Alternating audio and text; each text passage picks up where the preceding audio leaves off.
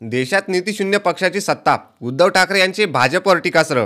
आत्ताची सर्वात मोठी बातमी, नीतीशून्य विचारशून्य पक्ष गेली 10 वर्ष आपल्या देशावर राज्य करतो आहे, याची मला लाज वाटते आहे। त्यामुळे यापुढे असे होता कामा नये, असे आवाहन शिवसेना पक्षप्रमुख उद्धव ठाकरे यांनी कार्यकर्त्यांना केले। ते अलिबाग तालुक्यातील चौल येथे जनसंवाद मेळाव्यात बोलत होते। लोकसभा निवडणुकीच्या पार्श्वभूमीवर उद्धव ठाकरे यांनी रायगड जिल्ह्याच्या 2 दिवसीय जनसंवाद दौऱ्याला गुरुवारपासून सुरुवात केली। पहिल्या दिवशी त्यांनी पेन, अलिबाग आणि रोहा तालुक्यात जनसंवाद मेळावे घेतले। भगव्याला लागलेला कलंक पुसण्यासाठी कामाला लागण्याचे आवाहन कार्यकर्त्यांना केले। यावेळी शिवसेना नेते मिलिंद नार्वेकर, माजी खासदार अनंत गीते, जिल्हा प्रमुख सुरेंद्र म्हात्रे उपस्थित होते। ते म्हणाले की तोडाफोडा आणि झोडा ही भाजपची नीती आहे। जातीपातीत भांडणे लावायची, समाजात तेढ निर्माण करायची, हिंदू मुस्लिम दंगे निर्माण करायचे आणि आपल्या राजकीय पोळ्या शेकायच्या, हा कार्यक्रम सुरू आहे। त्यामुळे लोकांना सतर्क करणे गरजेचे आहे। भाजप ही भेकड आणि बेडूक जनता पार्टी आहे।